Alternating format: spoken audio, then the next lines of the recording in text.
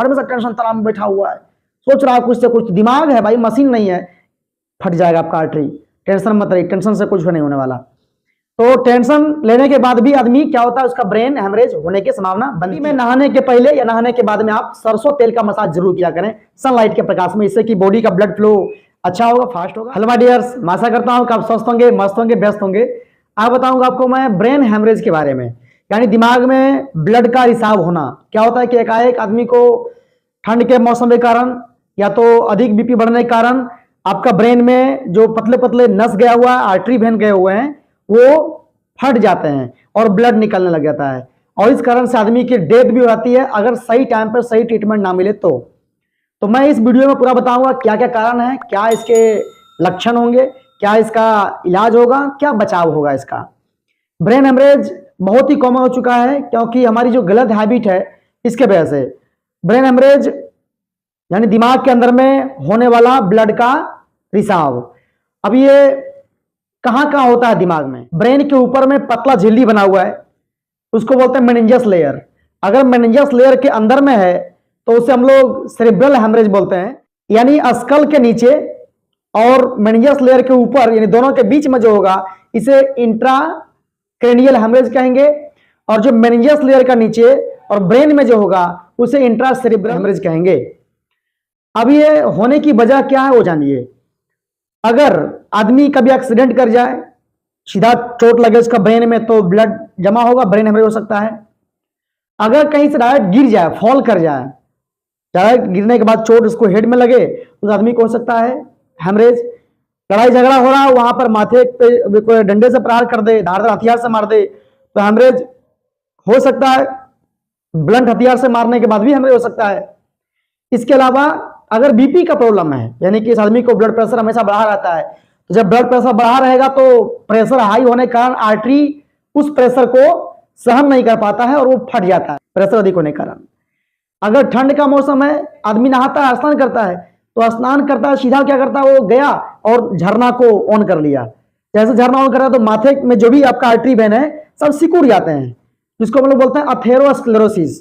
तो सिकुड़ने के बाद क्या होता है, उसकी ब्लड फ्लो बढ़ जाता है और फिर आर्टरी वेन फट जाते हैं, आर्टरी फट जाते हैं, इसी को बोलते हैं हेमरेज। तो नहाने के तरीके को सुधारिए आप। डायरेक्ट माथे में पानी ना लें, नहाने के पहले आप दोनों पैर को भिगाइए, फिर नाभि का नीचे के पार्ट को भिगाइए, फिर चेस्ट के नीचे पार्ट को भिगाइए, फिर इतना दूरी पार्ट को भिगाइए, उसके बाद फिर माथे पे लीजिए। अगर कोई आदमी का कोलेस्ट्रॉल जमा हो गया था, कोलेस्ट्रॉल यानी कि फैट, चर्बी जिसको बोलते हैं, बसा ज्यादा जमा हुआ ब्लड में, तो उसके कारण भी ब्लड वेसल्स की मोटाई कम होगा और प्रेशर फास्ट होगा, उस आदमी को हेमरेज की समस्या देखने को मिलेगी। अगर किसी को हेमोफीलिया है, यानी कि ब्लड क्लॉटिंग नहीं होने की समस्या, उस कारण से भी उसके बॉडी में ये हेमरेज ब्रेन में देखने को मिलेगा। और हमेशा टेंशन तनाव में बैठा हुआ है, सोच रहा है कुछ से कुछ, दिमाग है भाई, मशीन नहीं है, फट जाएगा आपका आर्टरी। टेंशन मत रही, टेंशन से कुछ नहीं होने वाला। तो टेंशन लेने के बाद भी आदमी क्या होता है, उसका ब्रेन हेमरेज होने की संभावना बनती है। सिम्टम्स में सीवियर हेडेक, बहुत तेज माथे में दर्द होगा, बहुत तेज। इसके अलावा कंफ्यूजन, मतलब कि कंफ्यूजन टाइप का वो है कि नहीं है पता नहीं। ब्लर विजन, धुंधला दिखाई पड़ना, एक साइड पैरालाइज कर जाना, या हो सकता है हाथ में, एक हाथ में या तो इस हाथ में, या तो फेस पैरालाइज कर जाना। चक्कर आना, डिजीनेस, चक्कर आएगा आपको और गिर सकते हैं आप। शॉक या कोमा, आप कोमा में चले जाए। रिमेंबर पावर का कम हो जाना, मेमोरी पावर लॉस हो जाना। डिमेंशिया, पागलपन से शिकायत होना। इसके अलावा नोजिया एंड वोमिटिंग, आपको वोमिटिंग से भी समस्याओं को सामना करना पड़ सकता है। इसके अलावा आपका जो बॉडी मूवमेंट है वो स्लो पड़ जाएगा, बॉडी मूवमेंट शांत हो जाएगा, आप मूवमेंट नहीं, इसको बोलते हैं अटैक्सिया। तो ये सभी सिम्टम्स हैं आपको जो मैक्सिमम देखने को मिलता है ब्रेन हेमरेज में। डायग्नोसिस क्या होगा? हेमरेज जब भी कभी हो तो तुरंत डॉक्टर के पास आइए, बिना समय गंवाए हुए।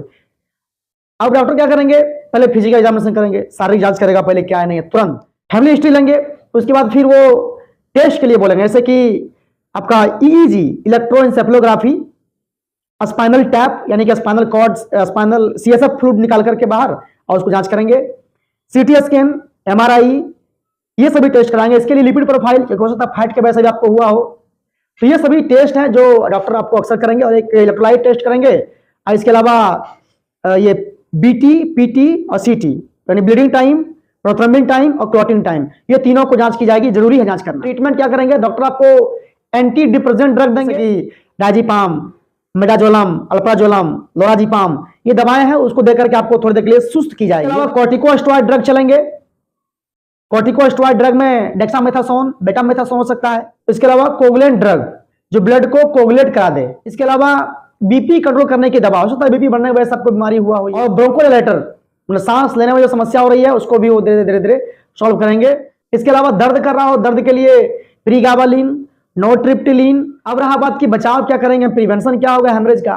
तो ठंड के मौसम में अगर स्नान ही करना हो तो आप गर्म पानी से स्नान करें, ज्यादा गर्म ना हो, ल्यूक वार्म हो, या नहीं तो फिर आप धूप निकलने के बाद स्नान करें, या नहीं तो अल्टरनेट डे करके स्नान करें, आज तो फिर कल नहीं फिर परसों, ऐसे करके। मॉर्निंग वॉक जो करते हैं आप उस टाइमिंग को थोड़ा सा बढ़ा दीजिए, या फिर हो सके तो घर पर ही जॉगिंग किया करिए एक ही जगह बैठ करके। नहाने की हैबिट सुधारिए, पैर हाथ को पहले ठंडा करिए, डायरेक्ट माथे पानी लेने से बचिए, अधिक टेंशन तनाव ना लें। खान पान, आपको हरी साग सब्जियां और साइट्रस फ्रूट का प्रयोग करना चाहिए। इसमें अनार हो गया, इसमें संतरा हो गया, इसमें कीवी फ्रूट हो गया, ये सभी साइट्रस फ्रूट के कुछ अंश हैं, उसको लेना चाहिए। इसमें विटामिन सी की मात्रा और ए की मात्रा ज्यादा है। केला जरूर खाइए और डाब पानी ये लिया करें। आप डॉक्टरी इलाज क्या करेंगे तो उसमें आईवी फ्लूइड चढ़ाई जाएगी। आईवी फ्लूइड दे करके आपके बॉडी के इलेक्ट्रोलाइट बैलेंस को मेंटेन करेंगे। हो सकता है कि आपका स्टूल हार्ड हो जाए और फिर प्रेशर अप्लाई करें आप और फिर से ब्लीडिंग होने लगे, तो स्टूल सॉफ्टनर भी इसमें दी जा सकती है। और बॉडी में नहाने के पहले या नहाने के बाद में आप सरसों तेल का मसाज जरूर किया करें सनलाइट के प्रकाश में, इससे कि बॉडी का ब्लड फ्लो अच्छा होगा, फास्ट होगा। आशा करते हैं आपको जानकारी समझ में आई होगी और आप मेरे वीडियो को सब्सक्राइब करिए, लाइक करिए और शेयर भी करिए। इसको दिक्कतें हैं या अपने आसपास के फैमिली में भी शेयर करिए, इससे उनको पता चल सके क्या होता है, ब्रेन हेमरेज नहीं होता है। आपका दिन शुभ हो, मंगलमय हो। बहुत बहुत धन्यवाद।